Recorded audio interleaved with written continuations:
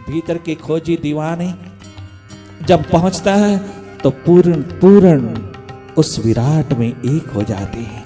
रूपांतरण की वो क्रांति अनुपम अद्भुत अद्वितीय रूप में जब घटित होती है तो वो अमरता का महान संदेश गूंजता है। अमृतस्य स्वरूप होकर के वापस मुड़ता है, वो पूरी तरह ट्रांसफॉर्म्ड होकर के आते हैं, वो महाजीवन की महान धारा को बहाते हुए चले आते हैं। वो अपनी जगमगाती जोत से हजारों लाखों की बुझी जोत जगाते चले जाते हैं। प्रभु, जब तक मैं पूरी तरह न मिट जाऊं तुझ में, तब तक स्वयं स्वरूप की जोत में तो लहलहा न जाना। जब तक मेरे गुरुदेव की, मेरे मुर्शिद की कृपा तेरे चरणों पर मिटा न डाले, उसकी उतारी हुई बिजलियां मुझको मिटा न डाले, तब तक वो विराट तुम प्रकट मत होना। भावातीत होकर भी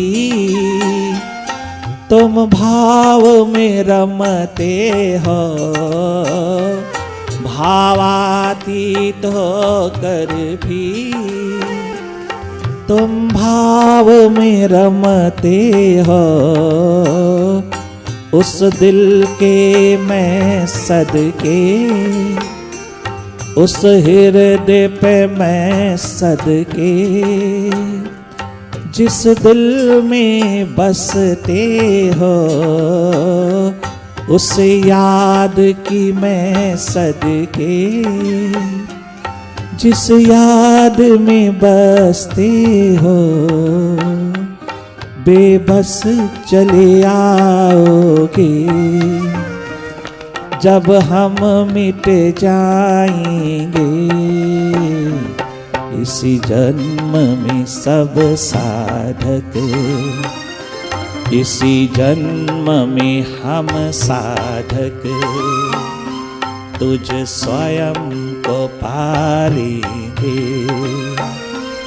गुरुदेव के चरणों में अपना आप चढ़ा देंगे।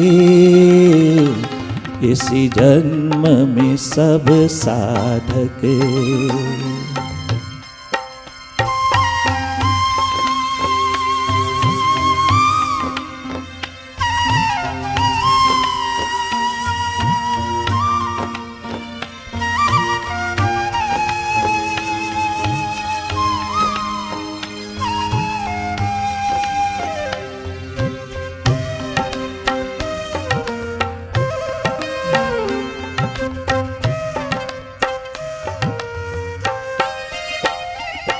गैरों ने तो जुर्म ढाई, अपनों ने भी कहर दिए। गैरों ने तो जुर्म ढाई, पागल कहा, दीवाना कहा, बेचारा कहा, बावला कहा, न जाने क्या क्या कहा। गैरों ने तो जुर्म ढाए, अंग अंग काट डाले, जीते जागते खाल उतार डाली, गले काट डाले, सरमद के सिर काट डाले, जहर दिया मीरा सुकरात महर्षि दयानंद को, गली गली गालियां दिया, गली गली पत्थर मारे, तेरे दीवानों को, पगलों को, मस्तानों को, बावलों को, तेरे सच्चे मजनुओं को।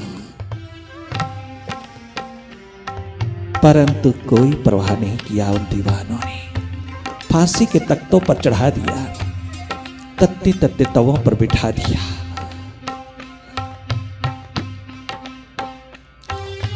हाथी के पैरों से निचवा दिया, न जाने क्या क्या कहर ढाए, क्या क्या जुर्म कमाए गैरों ने। अवतारी पुरुषों पर भी संकट पे संकट ढाए, अवतारी शक्तियों को भी दुनिया ने बख्शा नहीं। मानवता के दीवानों को तो क्या बख्शेगी। जो ब्रह्मा जी के हाथों से बनकर के नहीं आए, सीधे सीधे साक्षात अपनी विराट शक्ति में आए, मानव शरीर में उतरे, मानव जाति को मर्यादा देने के लिए, दिशा दिखाने के लिए जो मानव होकर के आए, साकार रूप लेकर के धरती पर आए, मानव जाति को दिशा देने के लिए, उनको भी तो दुनिया ने नहीं बख्शा, परंतु वो तो दिखा रहा है, वो तो बता रहा है कि जिनको तू पकड़ता है ना, जिनको तू पकड़ पकड़ के बैठा है, जिनको तू पकड़ पकड़ करके चलता है, वो सब एक दिन छूट जाने वाले, वो एक दिन मुख मोड़ चले जाने वाले, वो एक दिन साथ छोड़ देने वाला है। तुम जितनी ज्यादा पकड़ मजबूत करते जाते हो, उतनी पकड़ ढीली होती चली जाती है। तुम जितना पकड़ते चले जाते हो, उतना ही तुम कमजोर पड़ते चले जाते हो। और एक दिन आता है कि यही पकड़ तुझको परमात्मा से अलग थलग करके रख देती है और नार्किक बना देती है। उसके साथ जुड़ने, उसके साथ मिलने, उसमें एक हो जाने की ये प्यास तनिक मात्र भी अधूरी नहीं रह सकती अगर तू बाहर से पकड़ना छोड़ दे। बाहर पकड़ अपने हाथ रूपी चिमटे से, मन से नहीं। मन की पकड़ ढीली करता चला जा, मन को भीतर की ओर मोड़ने की महान कला मेडिटेशन को जीवन का एकमात्र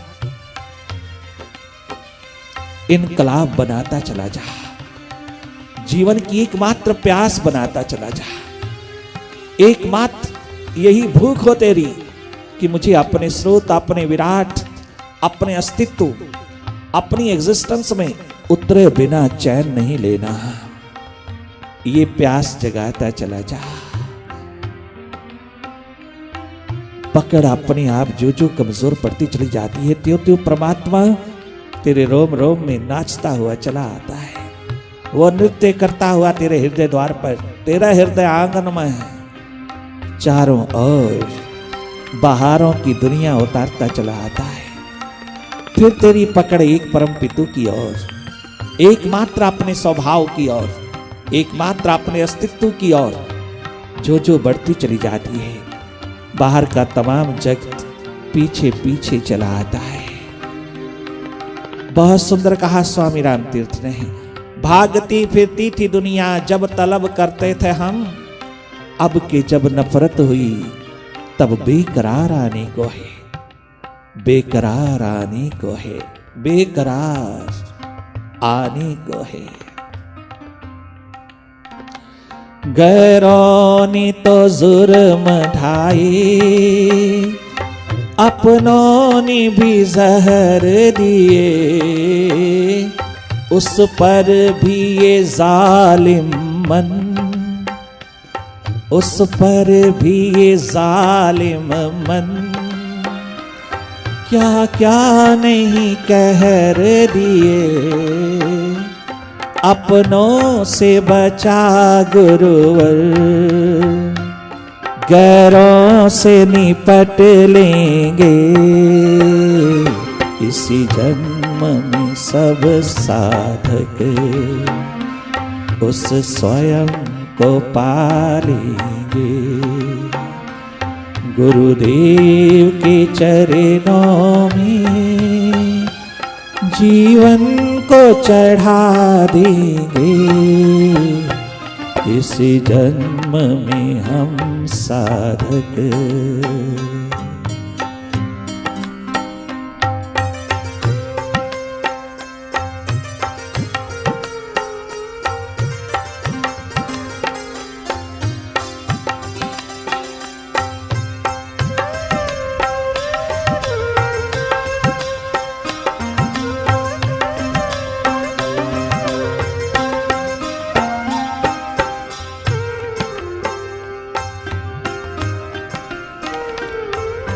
बाहर की पकड़ कम होती चली जाए, भीतर परमात्मा बरसता चला जाएगा। जितनी ज्यादा कस के पकड़ रखोगे उतनी ही ढीली होती चली जाएगी। जितना जितना तुम जिसको पकड़ करके रखते हो उतना ही वो तुम्हें पीठ देता चला जाता है। तुम जितना जितना प्यार बहाते चले जाते हो किसी के प्रति, वो उतना ही तिरस्कार करता चला जाता है तेरा, उतना ही तुझको भीतर से घृणा, नफरत, तिरस्कृत स्थिति में तेरे प्रति नाक सिकोड़ता चला जाता है। और तुम जितना भी अपनी पकड़ को ढीला छोड़ते चले जाते हो और भीतर की ओर मुड़ते चले आते हो, अपनी रिट्रीट में उतरते चले आते हो, अपनी ओर मुड़ते चले आते हो, अपने स्रोत में आनंद, मस्ती और सुख चैन को खोजते चले आते हो, अपने ही स्वरूप, अपने स्वभाव में उतरते चले आते हो जो सच्चित आनंद स्वरूप है, जो दुख निरोध का महान आलम है, जो दुख निरोध का एक महान अस्तित्व है। दुख निरोध की स्थिति है जहां दुख ही नहीं, उस एकमात्र स्थिति में उतरते चले आते हो, उसी दिन जीवन की ज्योत जग जाती है। वही जीवन जीने योग्य है जो तूने भीतर से प्राप्त किया, जो तूने स्वयं स्वरूप में स्थित होकर के पाया, जो तूने अपने केंद्र पर उतर करके लहलहा दिया। एकमात्र वही जीवन है जगमगाता हुआ। ये तूने सबसे बड़ी सेवा कमाया, सबसे बड़ी पूजा, सबसे बड़ा पाठ, सबसे बड़ा जाप सिमरन किया तूने यही सबसे बड़ा करोड़ों करोड़ों के तुल्य हवन यज्ञ रचा दिया। जिस दिन तूने अपने भीतर पकड़ा अपने स्रोत को, अपने विराट स्वरूप को, अपने स्वयं स्वरूप को, जिस दिन तूने अनुभूत किया तो कृतकृत्य हुआ, तो प्रभु के विराट दरबार में लहलहा उठा। वो विराट तेरे द्वार पर स्वतः ही झूम उठा, वो कृतकृत्य हो गया। तू क्या हुआ कि वो भी हो गया। यही है एकमात्र जिंदगी, परंतु उसके प्रति निराश नहीं होना। तुम जानते हो एडिसन नाम के साइंटिस्ट को? कौन नहीं जानता उसको? World figure, world popular scientist, वैज्ञानिक, पदार्थ की तल का, बाहर की खोज, बाहर की तलाश में भी कितनी बड़ी शक्ति लेकर के चला है वहां। पदार्थ की खोज, उसी एक नियम और आधार की खोज में वो साइंटिस्ट कितनी ताकत लेकर के उतरा है कि 3 महीना लगातार, 3 मास लगातार 18-18 घंटे, 20-20 घंटे खोज में लगा रहा, प्रयोग में लगा रहा अपनी प्रयोगशाला में, परंतु हर रोज उसको फेल्योर मिलती है, हर रोज उसको असफलता मिलती है, हर रोज उसको हार खानी पड़ती है, परंतु अगले दिन कितना तरोताजा होकर के आता है। अगले दिन उसकी आंखों में कितनी चमक, कितनी दमक, कितनी आशा की किरण है, क्या नूरानी है उसकी नजर। जब वो सुबह सुबह वापस लौटता है अपनी प्रयोगशाला में, अपनी अनुसंधानशाला में, जब वापस लौटता है उसी तरह तरोताजा है जैसे हर रोज सुबह होता है, हर रोज सुबह आता है। उसने अपने साथ एक नवयुवक साइंटिस्ट को एम्प्लॉय किया। वो 3 मास लगातार उसके साथ खोज करता रहा, किंतु हैरान हो गया कि इस खोज में हमने सब प्रकार के आयाम, सब प्रकार के डायमेंशंस, सब प्रकार की अप्रोचेस, सब प्रकार के मार्ग हमने एक्सप्लोर कर लिए, किंतु ये प्रयोग सफल नहीं होता, ये एक्सपेरिमेंट फुलफिल नहीं होता।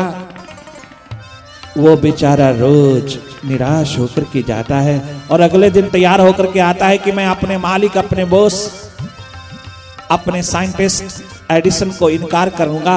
आज के बाद मैं इस नौकरी से छुट्टी पाऊंगा, आज के बाद मैं उसके पास नहीं जाऊंगा। वो सुबह रोज ये फैसला करके आता है, परंतु जैसे ही एडिसन के सामने आता है तो उसकी आंखों में तरोताजगी फ्रेशनेस, सफुरना, पुलक, एक महान आशा की किरण देखता है तो बस वहीं रह जाता है, वो इनकार भी नहीं कर पाता। 3 मास गुजर गया, हिम्मत करके उस यंग साइंटिस्ट ने दोनों हाथ जोड़ करके आंख झुका करके कहा, एडिसन माय बॉस, आज के बाद मैं तेरा साथ नहीं दे सकूंगा, क्योंकि 3 मास में सैकड़ों सैकड़ों आयाम, सैकड़ों सैकड़ों मार्ग, सैकड़ों सैकड़ों टेक्निक्स, सैकड़ों ढंग, मेथड्स हमने एक्सप्लोर किए, परंतु तुम्हारा ये प्रयोग अभी तक भी सफल नहीं हो पा रहा, ये एक्सपेरिमेंट अभी तक भी अपनी मंजिल पे नहीं पहुंच पा रहा। मुझे लगता है जिंदगी सारी गुजर जाएगी और ये प्रयोग पूर्ण नहीं होगा, इसलिए मुझे छुट्टी करिएगा, आज के बाद छुट्टी करिएगा। अरे ओ प्यारे यंग साइंटिस्ट, जरा आंख ऊपर उठा करके नजर से नजर मिला करके बोल जो तू बोल रहा है। नहीं, मैं आंख नहीं उठाऊंगा, मुझे 3 मास लगातार तेरी आंखों से धोखा मिला है, मैं कभी तेरी आंख को निराशाजनक की स्थिति में नहीं देखा, मैंने तेरी नजर को कभी भी निराश नहीं देखा, आज भी उसी तरह जगमगाती है जैसे 3 मास पहले थी। तुझे अपनी असफलता, अपनी प्रयोग की अपूर्णता के प्रति तनिक मात्र निराशा नहीं है। पता नहीं किस मिट्टी का बना हुआ है तू साइंटिस्ट, तू किस एलिमेंट का बना हुआ है, तनिक मात्र तेरे द्वार पर मैंने निराशा नहीं देखी। बस मैं आंख से आंख नहीं मिला सकता, आंख मिलाते ही मैं फिर डूब जाता हूं, मैं फिर वहीं रह जाता हूं जहां रहते रहते मुझे सदा रात दिन कष्ट हो रहा है। 20-20 घंटे मैं तेरे साथ काम कर करके भी कहीं नहीं पहुंच पा रहा, अब मुझे छुट्टी दीजिएगा। अरे जरा आंख ऊपर उठा के तो देख। आय हाय, सुन मेरे प्यारे यंग साइंटिस्ट, सुन, घबरा नहीं। 3 मास के अंदर हमने जो सैकड़ों सैकड़ों आयाम, सैकड़ों सैकड़ों राहें, ढंग, तरीके, मेथड, मार्ग हमने एक्सप्लोर किया है, कम से कम उतनी यात्रा तो तय हो गई है ना, उतने पर्दे तो उठ गए हैं ना। हम अब बहुत जल्दी ही, शीघ्र ही उस केंद्र पे पहुंचने वाले हैं। हमारा प्रयोग बहुत जल्दी सफल होने वाला है, हम बहुत निकट हैं सफलता के, और जब हम निकट होने लगे हैं तब तो निराश होकर बैठ गया। हमने इतना रास्ता तो तय कर लिया है ना, जो 3 मास में हमने प्रयोग किया है, एक भी सफलता पर नहीं उतरा, इसका मतलब हमारी सफलता बहुत निकट चली आ रही है, हमारी सक्सेस बहुत निकट चलती आ रही है, निकट ही चली आ रही। घबरा नहीं, घबरा नहीं, मेरा साथ थोड़ी देर और दे दे, थोड़ी देर और। इतनी मेहनत, इतना परिश्रम, इतनी डिलीजेंसी, इतनी हार्ड वर्किंग, फिर तुझे निराशा? कैसा जीवन है तेरा? अरे इतना परिश्रम करने के बाद तो फिर से ही आत्मा पुष्ट हो जानी चाहिए, तेरी मन बुद्धि संतुष्ट हो जानी चाहिए कि कम से कम इतनी ताकत, इतनी शक्ति से हमने पूरी पूरी ताकत के साथ हमने कदम उठाए हैं, भीतर संतोष होना चाहिए था। असफलता सफलता तो बनी रहती है बाहर, किंतु भीतर संतुष्टि आनी चाहिए थी। ओ यंग साइंटिस्ट, जरा आंख उठा करके मेरी ओर देख, सदा तरोताजा। बाहर का साइंटिस्ट अगर इतना इतना अस्तित्व, आस्तिकता का लेकर के चल रहा है, इतना भरोसा लेकर के चल रहा है अपने आप के ऊपर, तो फिर भीतर का खोजी दीवाना तुझसे हजारों गुना लेकर के चलता है। और इतिहास कहता है, कहानी कहती है कि जिस दिन ये घटना घटी उसके अगले ही दिन, उसी रात्रि अगले दिन प्रयोग सफल हो गया और वो दोनों नाच उठे, दोनों टीचर और स्टूडेंट, दोनों little one and Elder one, दोनों ही नाच उठे। और वो सफलता थी प्रयोग की कि तुझको जगमगाता बल्ब, इलेक्ट्रिसिटी, बिजली दे गया एडिसन, परंतु भीतर वो भी 2 आंसू ही लेकर के गया। परंतु कितनी बड़ी प्रतिभा का मालिक अंतिम घड़ी में कहता है एडिसन, ओ मालिक, मुझे मालूम नहीं था कि बाहर की खोज मेरे भीतर के अंधेरों को दूर नहीं कर सकती। अगर मुझे मालूम होता तो सर्वप्रथम मैं अपने भीतर के अंधेरों को दूर करता, अपनी आत्मा का बल्ब जलाता, अपनी आत्मा के दीप जलाता, अपनी बिजली अपने पावर हाउस में उतरता, जहां मुझे किसी साइंटिस्ट की जरूरत नहीं थी, जहां कोई साथी संग की जरूरत नहीं थी, कोई कंपनी नहीं चाहिए थी, जहां एकमात्र तेरी कृपा तेरी दया चाहिए थी। आज जाते समय संसार से मैं ये अनुभव कर रहा हूं, पश्चाताप में उतरा हुआ कि मैं अंधेरे लेकर के जा रहा हूं। पहुंचता तो वहां है बाहर का भी साइंटिस्ट, जहां पर रूहानियत के आलम में डूबा हुआ खोजी दीवाना साधक पहुंचता है, परंतु वो साइंटिस्ट पछतावा पश्चाताप लेकर के जा रहा है, और जो उसमें मिट कर के जिया है वो कभी जा ही नहीं रहा, वो तो सदा के लिए आबाद हो गया है, सदा के लिए आबाद हो गया।